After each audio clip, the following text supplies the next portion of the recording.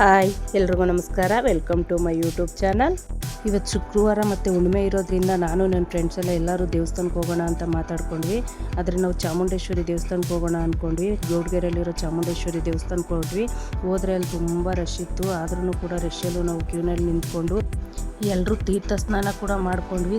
ತೀರ್ಥ ಸ್ನಾನ ಮುಗಿಸ್ಕೊಂಡು ಮತ್ತು ನಾವು ಕೂಡ ಅರ್ಕೆಕಾಯಿ ಕಟ್ಟೋಣ ಅಂತೇಳಿ ಅರ್ಕೆಕಾಯಿ ತೊಗೊಬಂದು ನಾವು ಕೂಡ ಅರ್ಕೆಕಾಯಿ ಕಟ್ಟಿದ್ವಿ. ಅರ್ಕೆಕಾಯಿ ಎಲ್ಲ ಕಟ್ಟಾದ್ಮೇಲೆ ಬಸಪ್ಪ ಇರೋ ಕಡೆ ಹೋದ್ವಿ. ಅಲ್ಲೂ ಕೂಡ ಬಸಪ್ಪ ಇರೋ ಕಡೆನೂ ಜನ ಇದ್ದರು ಕೂಡ ಎಲ್ಲರೂ ಅಪ್ಪನೇ ಕೇಳ್ತಾಯಿದ್ರು. ಅವ್ರ ಕೆಲಸಗಳಾಗುತ್ತೆ ಅಂದರೆ ಬಲ್ಗಾಲ್ ಕೊಡಪ್ಪ ಅಂತ ನಾವು ಕೂಡ ಅಲ್ಲಿ ಕೇಳ್ಕೊಂಡ್ವಿ. ಮತ್ತು ಪ್ರಸಾದ ಕೊಟ್ವಿ. ಪ್ರಸಾದ ಕೊಟ್ಟಾಗ ಅಲ್ಲೊಂದು 2 ಸಾಲು ಬರ್ದಿತ್ತು. ಏನಪ್ಪ ಅಂದರೆ ಅನ್ನ ಚೆಲ್ಲಲು ನಿಮಿಷ ಸಾಕು, ಕಾಳು ಬೆಳೆಯಲು ವರ್ಷ ಸಾಕು. ಮತ್ತು ಇನ್ನೊಂದು ಸಾಲು ಏನಪ್ಪ ಅಂದರೆ ಚೆಲ್ಲದಿರಿ ಅನ್ನ ಹಸಿದವರಿಗೆ ಅದೇ ಚಿನ್ನ. ಹೌದು, ನಾವು ಅನ್ನನ ವೇಸ್ಟ್ ಮಾಡ್ದೇನೆ ನಮ್ಗೆ ಎಷ್ಟು ಬೇಕು ಅಷ್ಟೇ ಅನ್ನನ ಹಾಕಿಸ್ಕೊ ತಿನ್ನೋದ್ರಿಂದ ಇನ್ನು ಉಳಿದಂಥ ಅನ್ನ ಎಷ್ಟೋ ಹಸಿದ ಹೊಟ್ಟೆಗಳನ್ನು ತುಂಬಿಸುತ್ತೆ. ಯಾರು ಕೂಡ ಅನ್ನನ ವೇಸ್ಟ್ ಮಾಡಬೇಡಿ.